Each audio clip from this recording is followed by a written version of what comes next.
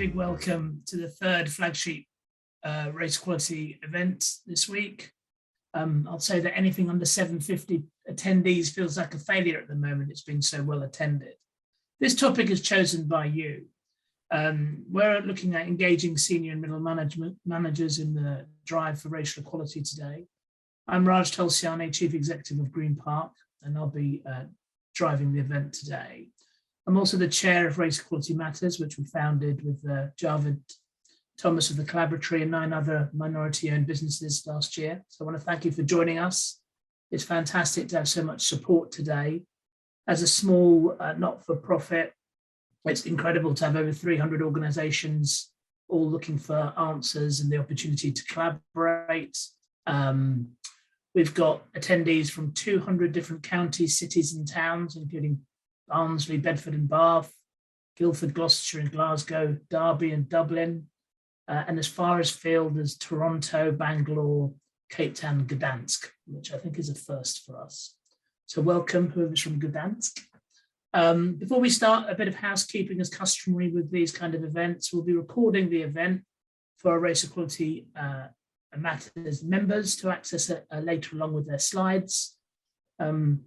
Your sound will be auto-disabled, but if you have any questions along the way, please put them in the chat and we'll hopefully cover them during the session or if possible in the Q&A afterwards. Do tweet and post social media content during or after the event so we can create a big Race Equality Week buzz. Remember, we're here to support the hashtag action, not just words. And you'll see our other social media handles on the right of the screen. All of this would not be possible without the support of our partners who alongside Green Park are funding and supporting Race Equality Matters. So a huge thank you to them, to our visionary lifetime partner, British Telecom, and our other founding partners, the Direct Marketing Association, HS2 and Edelman. Their support means you can access all of our resources for free. It's really important. When we started this, we absolutely had a principle that anybody who wanted to move forward should be able to access good practice and how-to guides and stories and data and everything else we can research for free. We don't want money to get in the way of progress, but we are a not-for-profit and we would be very keen indeed to hear from anybody who had any ideas or could help us with further funding. So if your organisation would like to support the work we do and get involved in helping organisations drive more inclusion through racial equality, please do get in touch. We are intersectional and we don't do one thing at the expense of another, but as you'll see today, we are all about learning and collaborating. So there'll be some interactive polls. You'll hear from some real great expert speakers from HS2, Skanska and Network Rail. You'll hear from them what's been working. You'll have a chance to share some of your ideas in a mini breakout session. There'll be a short Q&A and we'll aim to close by 1:30. Today's session will be fast-paced and interactive. So we'll start off with a quick poll just so you know who's in the room and we can get a grip on priorities for today. So in terms of population, we're around 60% ally and 40% ethnic minority, so a really good mix. In terms of organisation, 16% race network lead, 20-odd% race network member, a quarter senior leaders, so welcome and thank you for attending, 15% HR, 24% D&I, so obviously that's quite telling, and 20% none of the above. So a good smattering of senior leaders and D&I professionals in the room. Just under 70% are taking place in Race Equality Week, 15% are unsure.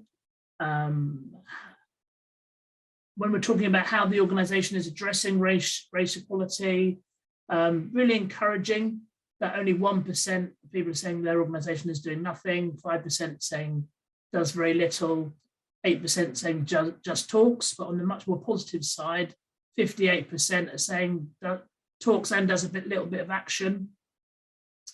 So again, that will be significantly more positive than this time last year, where I think we touched around 1 million people. We're hoping to touch 3.5 million this year. So definitely things are moving in the right direction.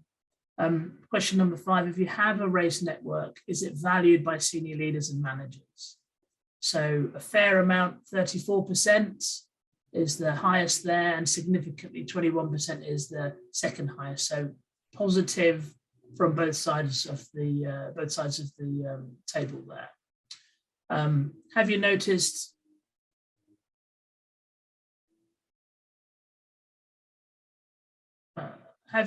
much change within your organization in tackling race equality in the last 12 months? This is where we've seen the biggest difference in the other groups. Here, a fair amount is the biggest at 39%, and a little is at 30%. So definitely we're kind of in the middle there on the margins, given the mix of the group. I think that's positive, but of course we're all here because there's much more to be done. Do you feel senior leaders and middle managers are committed to tackling racial equality? 50% said yes. And I think that's kind of one of the questions for our panelists today is, how do we get that 50% to a much higher percentage? Why don't your organization's middle managers and senior managers engage?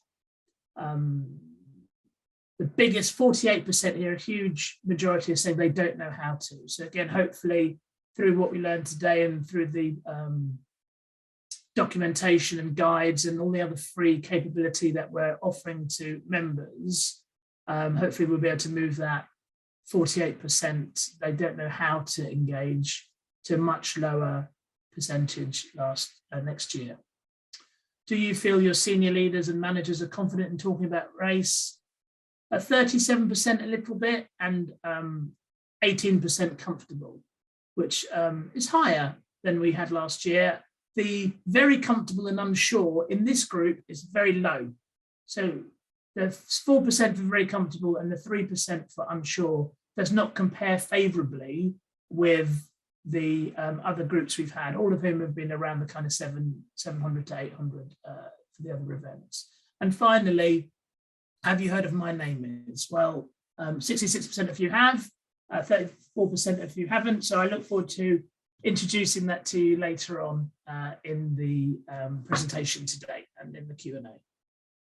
So next slide, please. Just to give you a bit of background about us, in case you haven't been to any of our events before, Javed and I created Race Equality Matters in response to what we call the moment in the summer of 2020. We didn't want to look back and see that once again, the social movement and feelings of that time were lost following both George Floyd's murder, but also the public outcry and the kind of wringing of hands in many corporates who were publishing black screens saying how important Black lives were, but Black careers and ethnic minorities in their workplace were still facing day-to-day discrepancy and discrimination.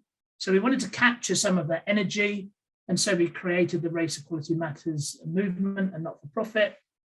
It's always been about more than just talking or PR gesturing. It's about solutions and meaningful actions and removing barriers to change for organizations who are serious about doing so.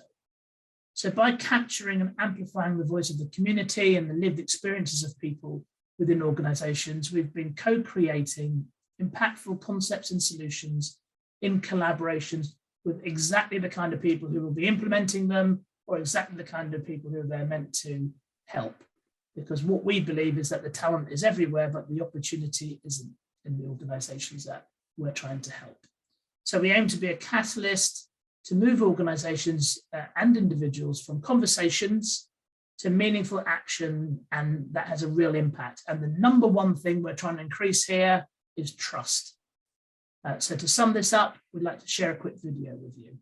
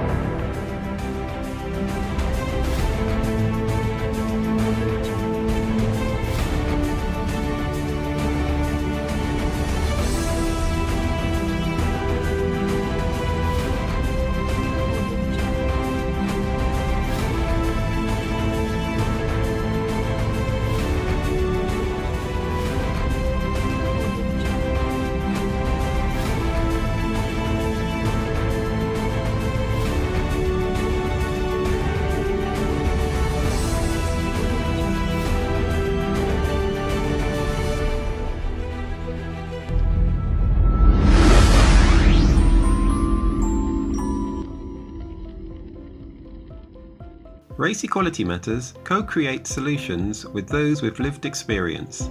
This includes providing how to do it right guides and workshops that show and support you to be able to implement and deliver the solutions. Trailblazers. We identify, celebrate and champion individuals and organisations that are making an impact. Buddy circles. Small support groups who collaborate to implement a Race Equality Matters solution with the support of the Race Equality Matters team and the Trailblazer. Race Network Leads and Future Leads Networking Series. A UK-wide collaborative to learn, inspire, network and empower each other to tackle race inequality. Thought leadership events themed on what stakeholders need. You will hear from experts, organisations and trailblazers on topics that are making an impact. Race Equality Week, a catalyst for ongoing change. Race Equality Week is a window which unites thousands of organisations and hundreds of thousands of employees and focuses senior leaders across the UK to tackle race inequality. Why get involved? You will network with and learn from a like-minded community of people working to drive race equality. 2.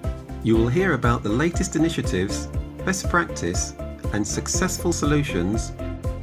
3. You will access free and impactful solutions to drive race equality.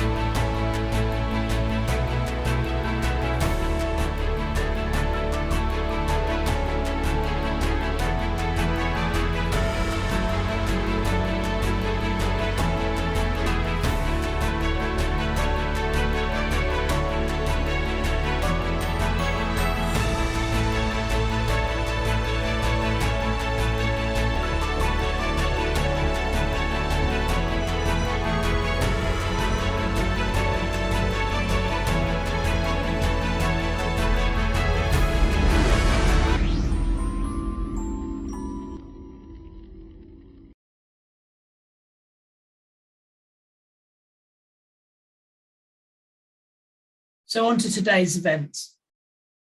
How to engage senior and middle managers in the drive for race equality. This is one of the top 2 topics selected by the Race Equality Matters community, so it highlights how important today's topic is, and that's one of the reasons we've got such a great audience and speakers. The issue can be further highlighted by some recent polls. So in 80% of those polled by Race Equality Matters in April last year said they didn't feel senior leaders and managers were committed to tackling race equality. We note there's started to be an improvement, and in today's poll, I think that was 50%. At the Race Equality Lead event in January this year, only 21% felt that senior leaders and managers are confident and comfortable talking about race. Again, that's the Race Network Lead event. 72% of those who polled felt their organisation are doing less than satisfactory when it comes to tackling race equality. Now, we believe that tackling race equality is incredibly important in any form of intersectional change or cultural improvement. And we don't think that social mobility can be just replace race. It needs its own focus. But change does start at the top, and barriers to change need to be removed. There's much more to be done. There isn't any silver bullets, but the good news is that we've engaged with a number of organizations in the last 12 or so months that are taking real steps to engage senior and middle managers, including implementing our initiatives, and that change is happening. As my colleague Joe Heath, who we'll hear from later, often says to me, the value is always driven from the middle. That's where the behavioural change is really felt by the majority of the organisation. We must all do better in being comfortable talking about race and not just listen, but really hear what our colleagues from all backgrounds are saying to create the change and challenge existing behaviours and systems that create barriers for equality. So while senior leaders are increasingly engaged to drive racial equality, it is those line managers who are critical in setting the tone, working towards an operating culture that cascades down into people's behaviours and recognition of what's changed within the organisation. We've been great at creating narratives, but now it's time for the people on the ground to help with that culture shift and empower people within their teams to have both a sense of belonging and a belief that they're truly at an organisation that will treat them on their merits, and that there's an equal opportunity to progress. We've also seen a lot of influence of trying to stamp out racism at grassroots level. And from our REM research, we've seen that 75% of ethnic minorities interviewed told that they had experienced racism themselves in the workplace, and 95% had experienced microaggressions or micro-incivilities. So today it's crucial that we get the middle managers engaged and drive the capability within them to enable change. So as we're focused on action, not just words, which is also the theme for this year's Race Equality Week, we're delighted to have some D&I practitioners and expert speakers from our race networks with us today. Many are known across the UK as trailblazers. They have the passion and have undertaken meaningful actions to address inequality through engaging senior and middle managers. So I'm now going to hand back to Javed, who will introduce our action-focused speakers for you. Thank you very much. A very warm welcome to you all. And as Raj mentioned, it's all about action, not just words. And you'll hear from these organizations, the action they've been taken.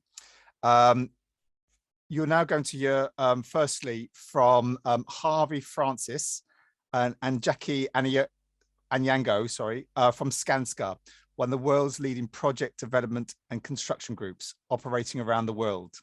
Please, can you unmute yourselves, Harvey and Jackie? Harvey is Executive Vice President and a board member of Skanska UK PLC and a member of the executive management team with functional leadership responsibility for human resources and communications. And Jackie, who is a customers and markets equality, diversity, inclusion lead. She's also the nationality and ethnicity network lead at Skanska. So two fantastic people to have here today. So a very warm welcome. At Skanska, you've created a program that engages project directors and managers. So firstly to Harvey, why did you get involved from the top and how did you support the program and what have you learned as a result? Yeah, thanks, Javed, and hi everyone. So yeah, I mean, my engagement with this, my deep engagement with this started really after the killing of George Floyd. So I started to engage much more closely with our, as it was called at the time, our BAME Plus network. It's now been rebadged as ONE, which Jackie will talk about. And I was really humbled and privileged that members of the network shared their stories about what they'd experienced both in Skanska and other workplaces, but also in society. And I was kind of moved to the point where I started to realize really sharply that what has taken us to the journey, to the point that we are now, isn't sufficient to take us on the next leg of the journey. And actually what I wanted was more of those direct lived experience voices to be heard through the organization. So we started, I invited Jackie and a couple of other people into our exec management team meetings to really talk about the lived experience in a way that's never been spoken about before and it's never been understood before. Did the same with the senior management team, which is our top 20. So that's our kind of a wider leadership team. And I think it's fair to say that every time that we did that, it really moved the room much more powerfully than the McKinsey studies and all the other stuff that we've all heard about with the numbers and all. And you know what? We've been doing all of that for 10 or 20 years and it's made some difference, but it hasn't made a difference. So for me, it was about moving from head to heart. And that's what we've been really trying to create, is trying to move people in our organization by appealing to them from the heart, not the head, and really understanding them, giving them the right language and the right understanding and experiences of what people from our underrepresented groups are really experiencing day to day. And it is really starting to make a difference, but we're just scratching the surface. You know, we're at the beginning of this. But I held out great hope because the feedback so far has been very positive. Great, thank you. And Jackie, there are many in the room today that are maybe in your position a year or so ago. And the question is, how did you go about engaging senior leaders to support the programme? Thank you, Javed. So I always say you only need one senior leader that will take that responsibility and really understand what role they play within the organization. So for me, that was Harvey. We met the first time. I think we probably had the most brutal conversation I've ever had with a very senior leader. But to me, it was thinking about the current generation, the next generation, and we owe it to each other and also our organization and more people to come, to be very brutally honest and actually to start thinking, how can we really move this organization in the right way, but also thinking about people not coming from the same place, and how can we do that properly? So that's how we co-mentored each other really, and came up with, you know what, Harvey said, actually, I would want the whole organization to do this. But like the great leader is, he put it at the executive management team and then on to our senior management team, then our project directors, and then moving them to then now be my co-presenters. So for me, it was finding one. You just need one leader and one person who runs, I would say, your network leads, to have that courage. And just, you have everything to lose, but you also have everything to gain. And for me, I was just thinking, whatever happens, at least I'll know I put my neck out and it worked really well. So I'll encourage people to just be brutally honest and just find one exec that will push. And then, yeah, that's how we got where we are today. Thank you, Jackie. I think it's really important to say just that one. We've heard it a lot of time. Those that have done well have found just that one person. We think a lot of organizations and people in the same, your peers, Jackie, may have tried to get too many, and it takes forever. So find one and then you get the cut through. So thank you for sharing that. So you've got your one person. So can you tell us now more about the program? Yes, so we came up with, okay, how do we get leaders to really understand? So Harvey, what he said earlier, how does everybody get to hear those lived experiences, but also understand what are the nuances when it comes to race? What are the difficulties people face? But also, what does, not just talking about ethnic minorities, but also what do our white counterparts, want to discuss, and how do we create that safe space for them as a team or as a group to have those conversations? So we started off with what we called equipping leaders to talk about race.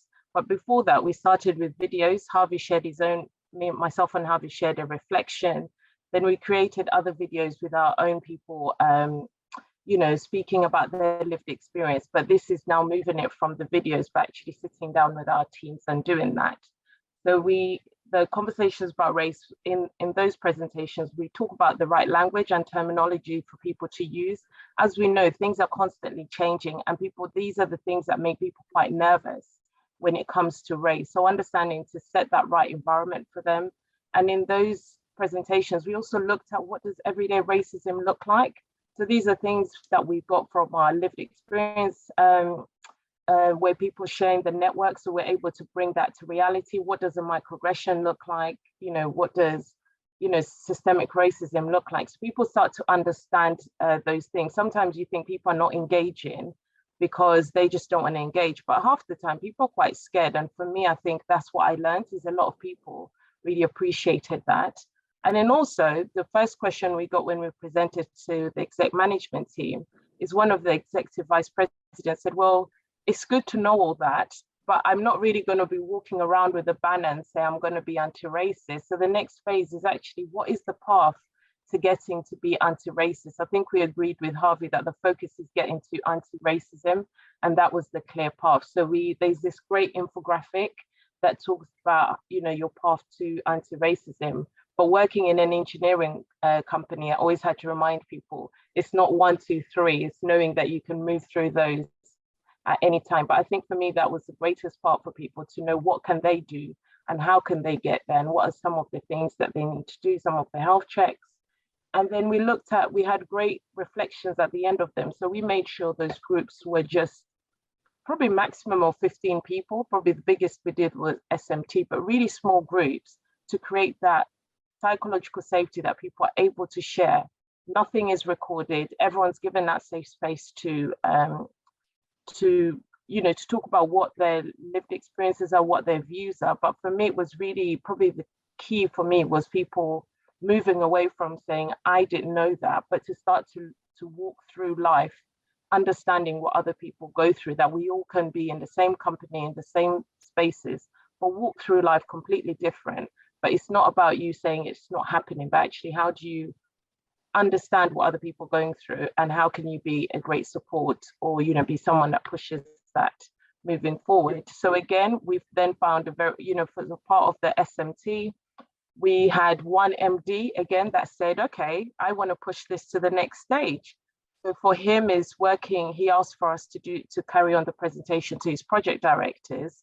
And then again, the senior HR business partner, again, another one leader saying, instead of me and my colleague Christina presenting, I want you to train our project directors to present and actually go out on our projects and have the same conversations that we started with at EMT straight down to with the project directors. So now my co-presenters were the project directors. And that for us was probably the biggest game changers, is the project teams. For those of you that work on construction projects, you can just imagine having your project director being able to co-present with me as to how do you have a conversation about race and go through some of the most awkward things that everybody has to talk about when it comes to race, but actually taking that lead. And you just saw that it just showed how us as an organization have been very mature about this and just creating that space for everybody. So for us, that, you know, the feedback has been, I can't even say how much we've got a lot out of it, but it's just getting people to really understand how other people walk through life, and just seeing our leaders do that and really live through what I call our Skanska values, which I always hold against everybody else. Thank you, Jackie. And I think really importantly, our whole thing is always about impact. There's lots of stuff we can do. So you've shared the program. So I'm going to ask both yourself and Harvey, like within a minute, what would you say has been the biggest impact of the initiative so far? Jackie Harvey? First, yeah. Oh, me first. Go for you first. For me, the biggest impact was really moving people, exactly what Harvey said earlier, moving people from the head to the heart, but actually people really building more of that that empathy piece and starting to understand what they can also do. I think sometimes people don't engage because they don't know what they can do or how they can support, but actually saying this is the way you can support and different things to think about. So it was really moving away from just talking, but giving them practical things that they can do to help support either their colleagues, become better leaders, and just support their teams as to when things happen. So there's an action at the heart of it, so thank you. And Harvey, what advice would you give people that are trying to engage senior middle managers, you know, trying to get people like yourselves or your colleagues in other organizations? I think that I think the important thing is about getting personal and making sure that the kind of the voices and the experiences get shared, about moving it away, you know, from the kind of theoretical into really understanding what this means in practice. I think if you can also link it to, we're very lucky in Skanska, we have a very clear purpose and a set of clear values. So actually being able to link all of this into that and being able to demonstrate back to our leaders and the middle managers. I noticed in the chat there's a lot about middle managers, and maybe another time we can talk about what we're doing with them and how we're engaging them. that also makes it important. And also linking to the fact that, so our purpose is about building for a better society. And my view is that actually businesses are just a microcosm of that wider society. So by default, if we're not focusing on this and taking action on this, we're not actually doing what our purpose tells us to do. So it's, you know, there's a very kind of strong strategic linkage in all of this too. Brilliant. No, thank you very much. And so we book you and Jackie for the middle managers one down the line. Yeah, it's the sequel. So thank you very much, both of you. And you know, hopefully hang around for Q&As a bit later, but feel free to join in the chat. So thank you. For members of Race Equality, I've seen some things coming up. You will get access to a recording of today's event, because we understand, you know, some great stuff said to share with your colleagues and senior leaders. So thank you. So Race Equality Matters is all about collaboration. So what we're going to do is give everyone 30 seconds just to go into the chat and type, how do you engage or could engage middle managers in your organization? So we know not everyone can maybe answer this, but we just want for you to share in your organization, how have you gone about engaging senior middle managers? What we'll do is we'll collate all this and then anonymously we'll share it with everyone later on after the event. So we, you know, because we're going to hear from 4 fantastic speakers, well, four groups of speakers today, but there's more solutions out there. So if you could just throw in the chat, how do you engage or could engage senior middle managers? I'd like to introduce our next expert speaker, Rubi Sarang, whose phonetic name is on screen. So thank you very much, Rubi. Living and breathing, my name is, if you can just unmute yourself, thank you. Ruby's from HS2, the new high-speed railway that will form the backbone of Britain's transport network. And HS2 are a founding partner of Race Equality Matters, so fantastic supporters. Ruby is a project manager at HS2, having joined as a graduate in 2017. She's also co-chair of the REACH, which is the Race, Ethnicity and Cultural Heritage Network at HS2. So a very warm welcome to you, Ruby. Thank you for joining us. So as a race network leader or co-leader, can you tell us how you've engaged with senior leaders and middle managers, and have you faced any challenges? Thanks, Javed, and afternoon, everybody. So we've definitely faced challenges. I'll talk about how we've engaged with them first. So for us, the key thing is we're quite lucky at the network, is that our CEO is our exec sponsor. And that was something that he wanted to do from the very beginning. So our network was refreshed and kind of relaunched back in 2020. And from day one, he said he wanted to be the exec sponsor, and he has been paramount to all of the work that we've done. We have very good engagement with our exec level and sort of our middle management, sort of line managers. But at the moment, one of our biggest struggles is sort of that senior leadership team. So that sort of, you know, step up from middle management, not quite at exec.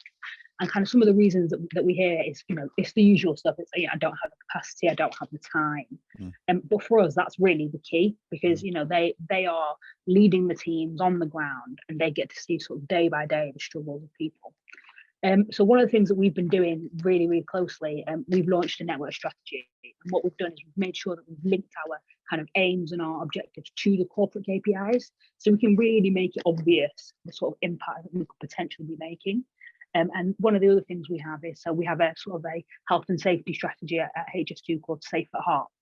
And we've really closely linked our network strategy to that as well, because again, we don't want to reinvent the wheel. We want to make it as easy as possible for people to engage, and we really do think that is the best way to do it.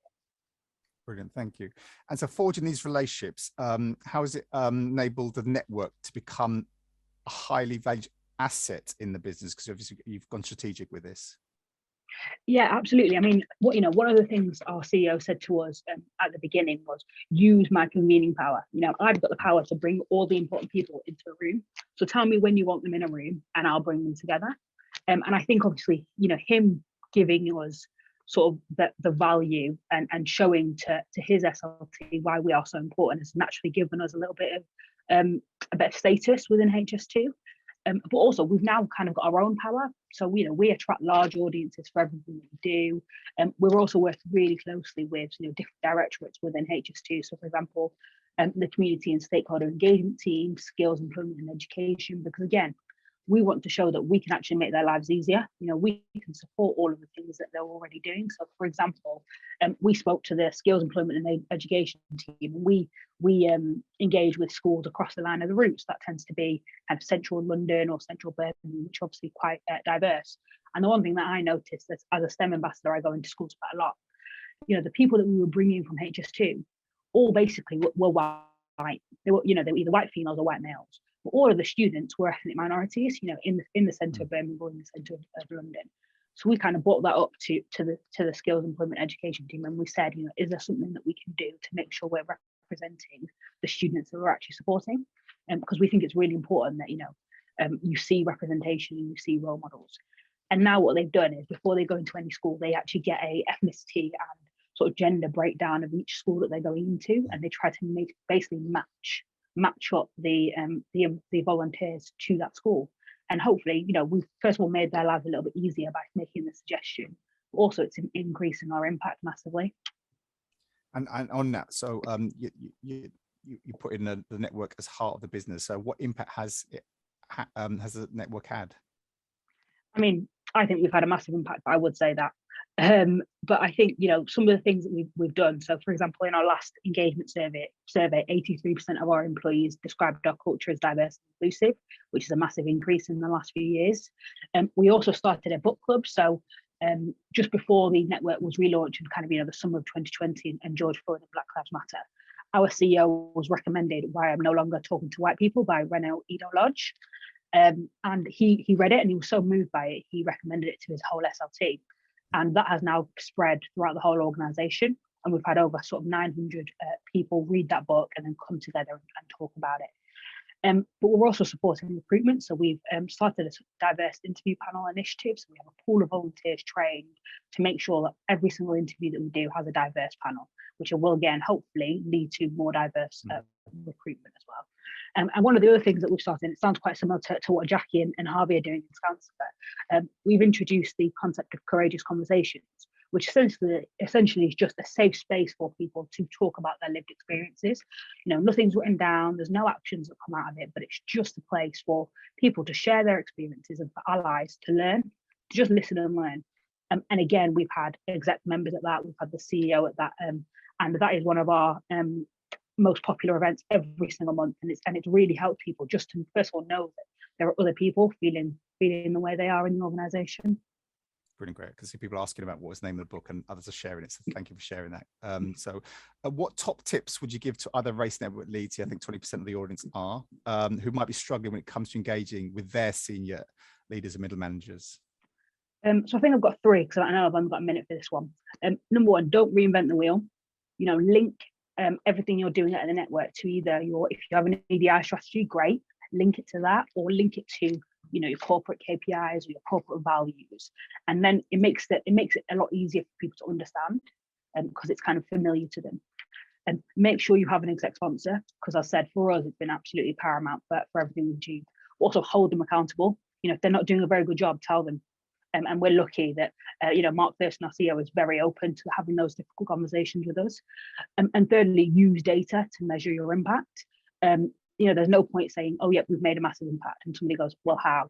And you haven't got any numbers to show. So hopefully your organisation already keeps track of kind of, you know, the gender or the ethnicity balance. But if it doesn't, really encourage that. And again, we have a number of sort of measures to measure our impact every year. So we've kind of made our own kind of KPIs, which might seem quite extra for a network, but for us, it's, you know, this isn't just a sort of extracurricular activity. For us, it really does mean, you know, a lot.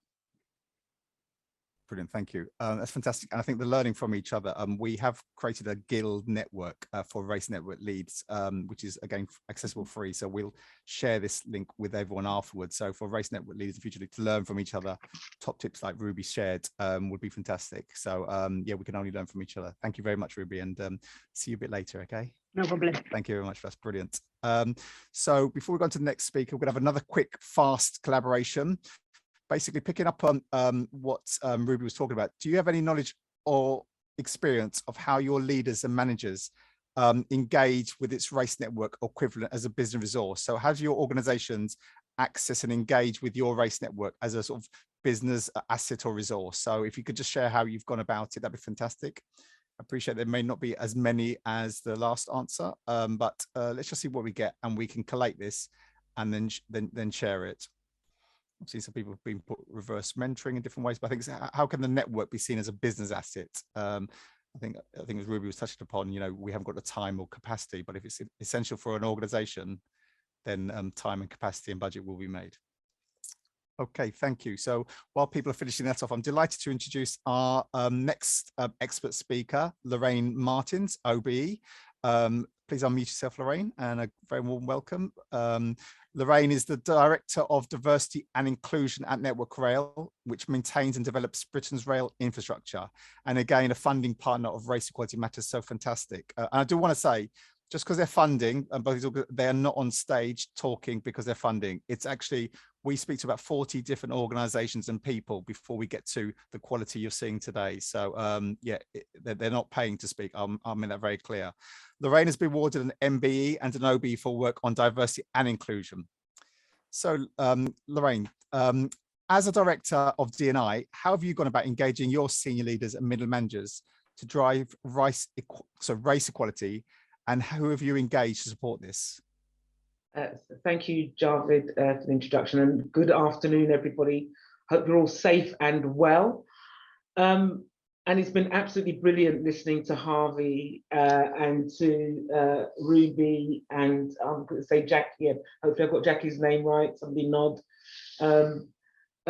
Just listening to the corollaries and the kind of similarities between our experience. So there's a couple of things that we've done at Network Rail, and I'm mindful that I've got to speak really quickly. The big picture is we have a Race Matters program, which is based on data. So our data tells us that there are disparities for Black, Asian, and minority ethnic colleagues. Those disparities manifest themselves in terms of access to opportunities around secondments, promotions, also in terms of where the performance ratings are. So Black, Asian, and minority ethnic people less likely to get the higher end of our performance ratings, more likely to get the lower end, more likely to be in disciplines, and. So we're not dissimilar to other organizations. So that kind of says, that data tells a really clear story that something's not quite right in our organization, despite us being very nice people who want to do the best that we possibly can. So that evidence really has to tell the story, and we have to engage with our board, with, you know, board reports, briefings, champions, really telling the story about what's happening for those minority communities who are not getting a fair crack of the whip. And the Race Matters program is designed to address those disparities. And so our leaders kind of have to be engaged, and we've done the things like Ruby described, the Let's Talk About Race sessions. We've got sessions for our leaders about leading those conversations with confidence. So equipping them really with the skills and the confidence to host those conversations. And that's been really, really helpful. We've got reverse mentoring programs, and we've moved it into reciprocal mentoring so that both our exec, our senior leaders, you know, so it's a more egalitarian mentoring relationship. So not just about finding out about difference, but also then mentoring people on the leadership skills and behaviors that we want to see in our organization. And we encourage high engagement with our employee networks and apropos race equality, in particular cultural fusion. And we see lots of senior leaders attending the tea breaks that Cultural Fusion hosts on a weekly basis. So there's a good opportunity for our colleagues to engage. I think over the last year, the thing that I'm proudest of and my team are proudest of has been the Stand Up for Race Equality. And I know, Ruby, we're going to talk about that tomorrow because HS2 are adopting it. And that's been a particular important initiative for us in terms of engaging our senior leaders and middle management, because it's talking about issues that have happened within our organization. It's developed a resource where people can watch films about these situations. And then there's a facilitators pack, which the leaders, the managers have to use in order to host those conversations. So they will pick up things like being bystanders, microaggressions, you know, unconscious bias, all of those things, and how to be different. but by engaging in those conversations and equipping them with the tools to do those conversations, that has been, I think, a significant shift in our organisation. Over 73% have participated, and of those who have commented on it, we've got a 95% rate of people saying that actually it feels like it's making a difference. So that, I think my message really to everybody on here is that the engagement has to happen at lots of different levels. There, Raj said it in his introduction, there isn't a silver bullet, but you have to be, I think, quite planned, and you have to have a range of things that will hit different parts of your business at different indices. That's my 3 minutes for that first bit. Thank you. And actually, within it, you did say something that actually was scored quite crucially in the poll at the beginning. Lack of skills and confidence, and you're building the skills and confidence. And I think that's what's holding a lot back. And as you can say, it becomes organic in winner. Thank you.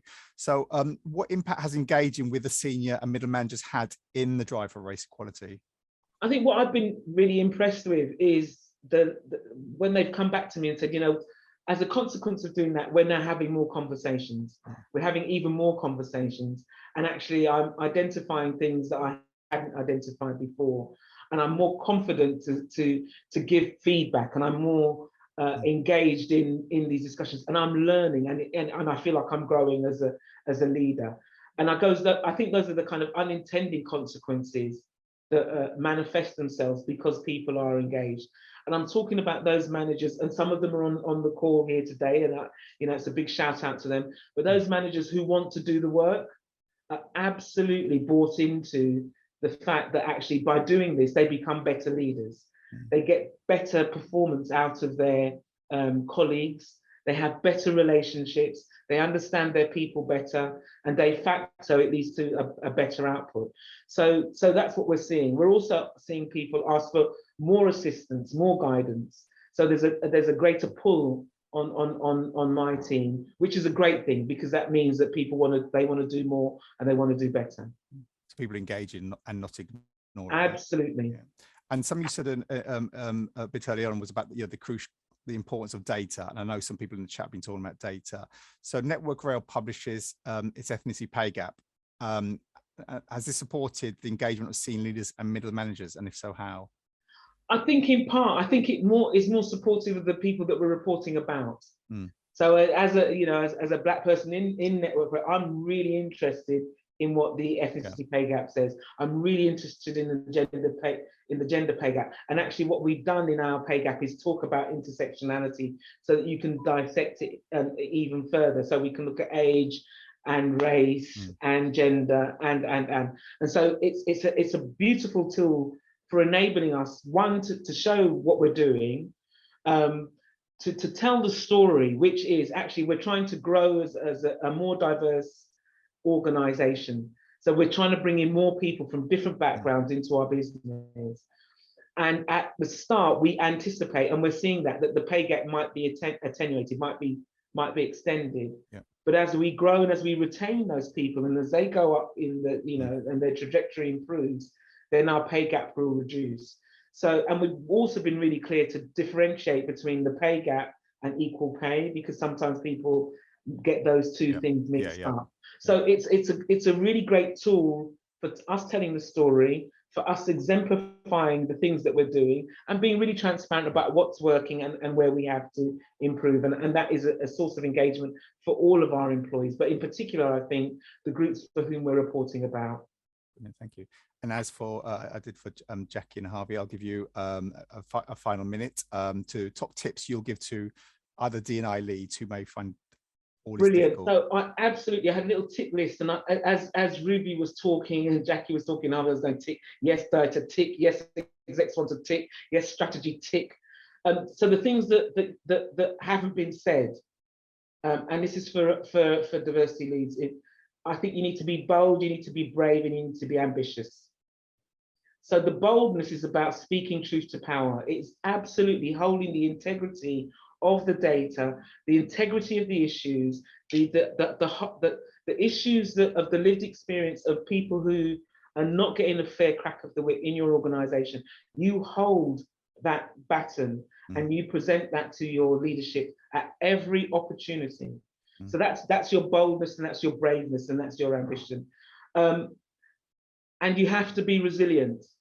So remember, this is not about you as an individual. And Jagtar put in the chat the corollary, which I often use. People tell you about diversity and inclusion, and they say, oh, we don't really need diversity and inclusion because it's everybody's responsibility. And Jagtar used the example, and I'll paraphrase it as I normally describe it. In organizations, we ask every single individual to be responsible for the financial performance of a business. So everybody in an organization knows how to knows the budget, knows how to spend the money. We're all accountable in some way, and yet still you need a chief finance officer who oversees and creates the framework for finance. Diversity and inclusion is no different to that kind of discipline. So it's not about you as an individual, it's about the business and the business driving improvement and or transformation and or cultural change to do better. And de facto, it needs to be treated in a very rigorous and very serious way. So that would be my offering to diversity and inclusion leads, and to any other business here that don't have leads. If you're serious, you need to resource this work appropriately. Fantastic, thank you very much. And I want to say a big, huge thank you to Network Rail and the Cultural Fusion Network for creating or sharing Tea Break, which we know loads of organizations using. Please do look at it. It's free. They've done it, and it is really helping organizations, especially in that education, engaging piece for people that might not be so comfortable talking about race. So thank you, and thank you for inspiring us again, Loraine. Appreciate that. See you soon. Yeah, thank you. Fast pace, got to give you 20-30 seconds. In the chat, is your organization planning to publish an ethnicity pay gap? If it has, say yes, and then the impact it has made, if you noticed anything, because I know it's been in the news lately, but keep pushing it. So is your organization planning to publish an ethnicity pay gap? Again, we keep all this anonymous, it's just to get a sense of what's in the room. And if it has it made any impact, or is it starting to make an impact? So while people do that, I'll go on to our final speaker here today, before we go into a Q&A, is our expert speaker, Jo Heath. She's the head of practice and D&I culture and ethics, also known as DICE at Green Park. Jo's a multi-award-winning consultancy, so Green Park offers executive search interim management. Jo is an equality law improvement professional and a diversity and inclusion auditor, and has worked in this field for over 20 years. So I'm sure she's very resilient, picking up what Loraine said. So warm welcome, Jo. So as a D&I consultant, what do you see as the key barriers organizations are facing when trying to engage senior leaders and middle managers in the drive for race equality? Hi, Javed. Yeah, hiya, can hear you. Thank you. Can hear me? Okay. Welcome, everybody, and thank you for having me back second time this week. So I don't want to focus too much on the barriers. We know there's a lot of barriers. I'm going to pick on the 4, what I would call key barriers that we often identify as part of our culture and inclusion audits. So the first one is lack of cultural connectivity, in my opinion. So we see a range of leaders, and some of those display and possess limited levels of cultural intelligence and cultural connectivity with any of those employees that are different to them. And we've spoken a little bit already this week about this fear to engage. Now, this fear has been around for a long time, but I do think it's been heightened since the death of George Floyd and BLM. And due to this existence of a predominant white leadership team for many of our clients, they just don't have the level of exposure to difference that enables them to think outside of their own frame of reference. So they do really struggle to understand those lived experiences. Now, some want to, but just don't know what to do, and some are simply not interested. And I'll move on to that in one of my other questions. I think there's still a real lack of understanding and buy-in of really what goes on at these tiers in an organisation. So the lack of this regular exposure to different cultures, I really think blinkers a leader's understanding and relatability to ethnically diverse talent. So they just don't understand what a daily microaggressive behaviour could mean to an individual. They don't experience the same disproportionality in progression and promotion as others do, both in workplace and society. So, you know, us trying to get those messages and looking at the impact of microaggressions, not giving them a definition, is really what we need to do. The third one is what I would call diversity fatigue defensiveness and lack of impact measures. So initiatives often stop at an idea. And actually they're embedded in the organisation, but they get lost interest. And some of the organisations and the leaders that we speak to regularly, they really believe they've invested heavily in the topic of race, and they've put many different initiatives in place, and therefore they get very defensive of the fact that these initiatives are not making the difference that they set out. And rather than focus on the fact that some are not making impact, they are in this defensive space. And so what they really need to do is be prepared to ask themselves, why is this the case? And then be bold enough to stop, start, or change. And the fourth and final one for me, as I said, there are many more, is I really don't think organisations and their leaders have really appreciated the true effect and impact that lack of visible ethno-cultural role models at senior tiers has. So it's also a barrier for middle managers. You know, often this relates to higher attrition and turnover in that middle management community. And this is often linked in our perspective to unfair and biased treatment. And it really starts to affect the aspirations of some of those individuals. I have the opportunity and the pleasure to speak to many ethnic minority mid-managers who tell me they've been in the same role for so many years, despite tirelessly exceeding objectives, meeting objectives, but yet they still find themselves stalling in their career. So when we interview them, they describe to us this cultural fit, which I spoke about earlier in the week, the unwritten rules that just enable an organisation to keep meeting that same leadership profile. And of course, these individuals find it really difficult to break into. And why should they? Of course, this issue is not about the individual, it's about the organisation to remove. Thank you for sharing. So the organisation, I'm going to say, it's just few organisations where they have engaged with your senior middle manager, have engaged with this topic. What difference have you seen happen there? Yes, I'm going to bring to life one quick case study, which is our work with an international FTSE 100 home improvement company. Now, we've worked with them for a long period of time, and we've worked with their 500 top leaders. So that's board, C-suite, directors, area managers. And they've all gone through our cultural connectivity and inclusive leadership program. Now, for many of those, it was their very first experience of any type of training of this sort. Despite them actually managing a really high percentage of ethnically diverse employees, they really didn't have very strong understanding of the experiences of these diverse groups, and definitely didn't understand the historical context of race or the impact of microaggressions. So, you know, since they've gone through the training, I believe we've seen a real marked effect on the behaviours, a culture that's now empowering individuals to call out and challenge issues and be much more bolder about zero tolerance. Now, as you would expect, this has resulted in a higher level of grievances, perhaps less engagement. And whilst a leader and a manager could see that as a real negative, this organisation has embraced that as actually, this is powerful. It means that people are comfortable to finally speak up when many people felt that before. Now, on this particular programme, I had an individual, a mid-manager who was of Indian heritage. And after coming off the programme, she felt really empowered returning back to work, and acknowledged the fact that there was a supplier that she used to work with regularly who was constantly making microaggressive and racist comments to her. And this had been going on for years. And on this particular day after the training, she decided enough was enough. And she challenged this supplier on the phone when they had their next call. She then decided to escalate this to her senior manager and explain what had been happening for so long. It was then escalated to this SLT, and all agreed this was not the behaviours that they wanted to stand for, and they felt comfortable now to challenge it. It was fully backed up by all the SLT, and they chose to send a letter to the supplier to say they were terminating the relationship with immediate effect because of their racist behaviours. Now, this was a long-standing relationship. It was a significant spend supplier, and it really started to show support for that individual, but made a significant stand that was picked up positively by the whole organisation.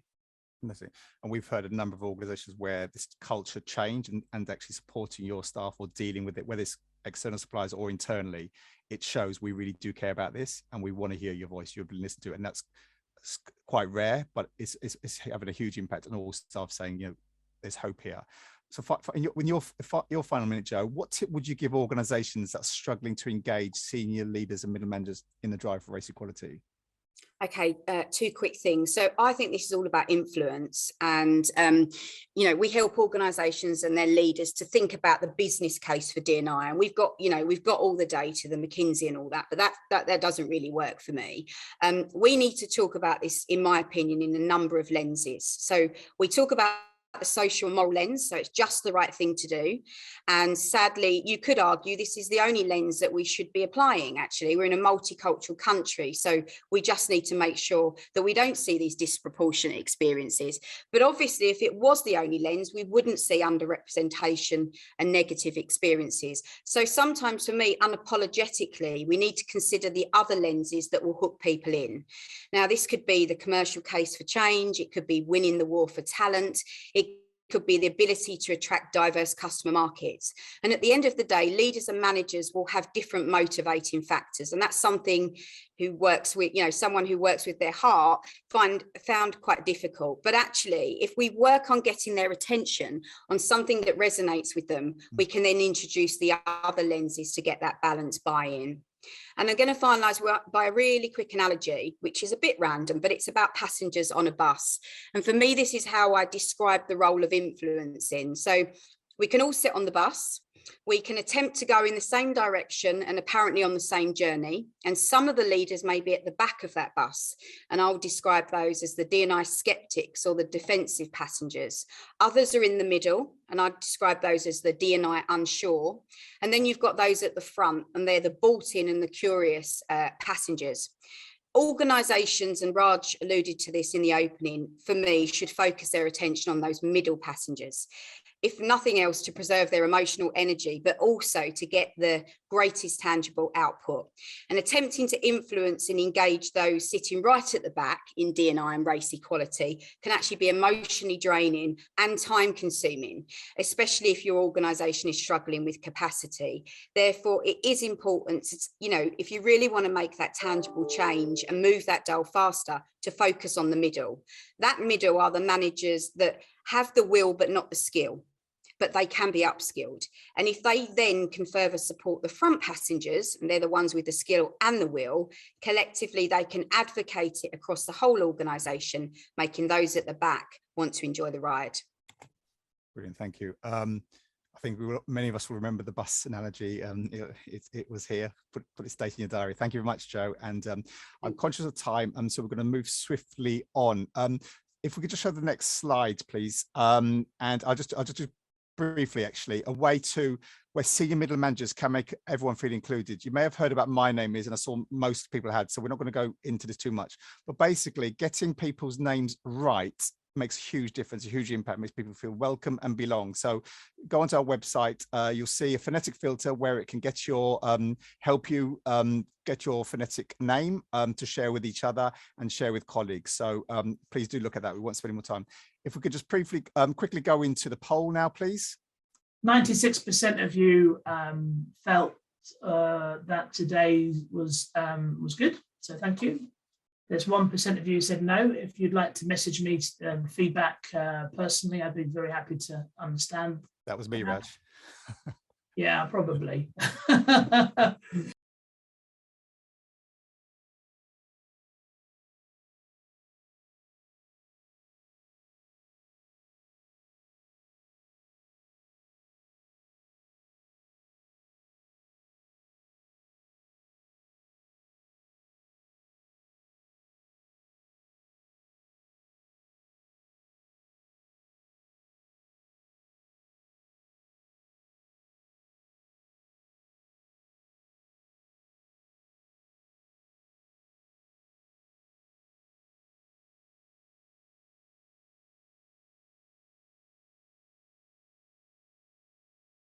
So this is from, I hope I'm saying your name right, Nao Hunt. Apologize if I've got it wrong. How do diverse recruitment panels work if there's only one, paraphrasing, BAME person on a panel, and they may be junior than the other panel members? It relies on the individual being willing and able to speak up and being listened to. So I'm going to, I think I'm going to go to, I think, Jackie, did you mention that at the beginning, or was that Joe? Sorry. No, that was me actually. Ruby. I'm Sorry, happy to take apologise. that. Yeah, thank you. Sorry. No, that's completely fine. So, so at HS2, we have 3 panelists on every interview. So you'll have sort of the hiring manager, somebody from HR, and then one other person. And traditionally, it was the hiring manager that would decide who that other person is. And usually you would pick somebody that looks like you. You'll tend to pick someone that will agree with you. And naturally they will tend to look like you. And obviously, given that the majority of our hiring managers are not ethnically diverse, it just meant that the second person on my interview panel was also not diverse. So what we've done is, first of all, show that actually you don't need 2 people on the interview that are either in the same team or have the same job, have the same sort of background as the person that you're planning to interview, or the job you're interviewing for. As long as you've got the hiring manager, they have that technical knowledge. They know that these are the skills and the knowledge that's needed. The HR person obviously has the HR background, and the third person is just another opinion, because that's essentially what an interview is anyway. So it's about kind of really emphasizing that point to hiring managers, and it's been quite a difficult one. Some people don't get it. Some people are a bit sort of adamant that it needs to be somebody from their team or with the same job role or anything else. And then we basically asked for a number of volunteers from our network. We then put them all through diverse interview training, so they have the skills and the knowledge, first of all, to assess an interview and how that actually works, how you would score somebody. And then really it's about, once the interview is over, the 3 people will come together. They'll have scored separately. If there's any discrepancies, they'll talk through that. And at the moment, we haven't really seen any issues in that, in sort of ethnic minorities being unable to speak. But really, it's about getting that hiring manager on board. I think is probably the key. I mean, the HR team absolutely love it, because we've been recruiting masses at HS2, and they always need people to support. So really, it's about getting that hiring manager on board. Thank you, Ruby. A question, I'm going to throw this to Joe. Jagtar, do you feel that recruitment consultants have a big role to play, or was to Raj actually, by calling out poor bad practice? So Raj or Joe, in a minute. Well, I think Joe should answer that as a member of the panel. I mean, my answer is just yes, and most of them have got more bias than the clients. But Joe, you're probably better suited to that. As the recruitment expert, Raj, for you to take over on this one. Yeah, look, I mean, I think the problem is recruitment works on a time and materials basis. So the quicker they give a result, even though the cost of the client might be fixed, so they give the client what they think they want, what the client's comfortable with. Even now, where every recruitment firm and search firms jumped on the bandwagon, very few of them have got any ethnic minority staff or any real experience of doing anything different. So for me, it's a clear case of like, are they saying to you, do you want culture fit, i.e. what you're comfortable with right now, or do you want culture add, i.e. the skills and attitudes and experiences that help you deliver what you've promised in the future? So I think, Jagtar, thank you for the question, but I think it's pretty clear. Thank you.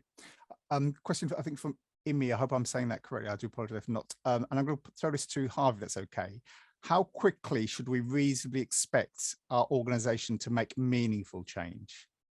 It's a really good question, and one that we've had Jackie and I have had a lot of discussion about. I mean, my sense is, where we've got to now is, and all the things that we're kind of saddled with, they've been built up over donkey's years.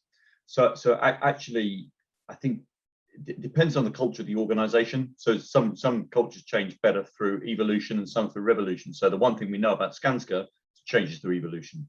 So therefore you have to kind of tap into the sort of the cycle and rhythm and really exploit that. And if you try and do something that doesn't fit with that, it's likely the culture will spit it out. So it's impossible to give an answer, but my sense is it's going to take longer, but it's going to take longer rather than shorter. But what we have to do is look to say, what are the short-term things that you can do which actually signal that you're starting to move? And we've had a lot of discussion about this in terms of lots of impatience to try and get things moving. But what we said is we were going to take the first 12 to 18 months on this journey to do the education, because if you try and short circuit any culture change, the change never sticks. you know, and so many organizations tell themselves that they've achieved the culture change and they haven't.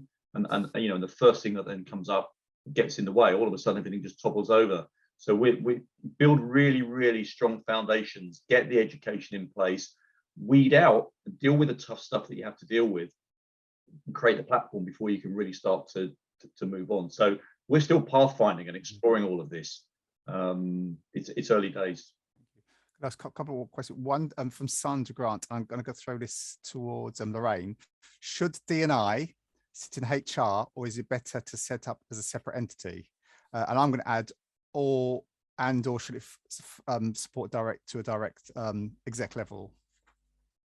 I think this question really is about the organizational culture.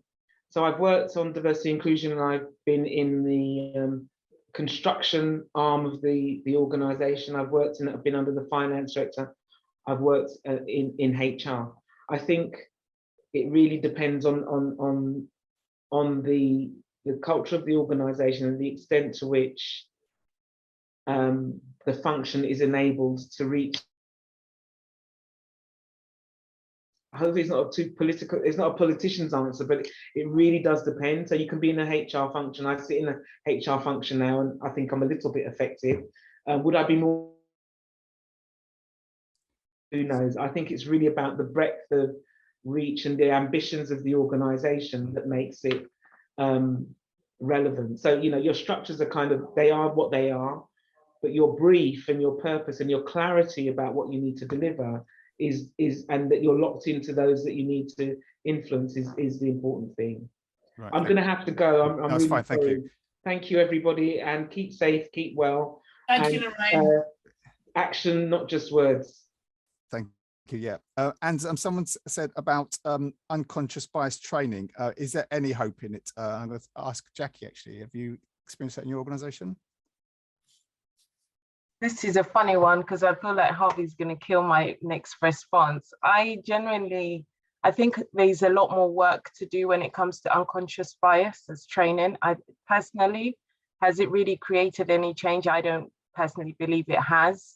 So we need to really rethink about how we go about training, and actually do training that helps people think about what their solutions and how they can be part of the change will be, other than, okay, this is the issue and then we leave it as that. So I think we need to really think about more impactful training for everybody involved. And also, not really, Harvey says it really well, not just dip people. I think we need to really think carefully about who we're putting through these trainings and what skill levels they're at and at which sort of groups they do so.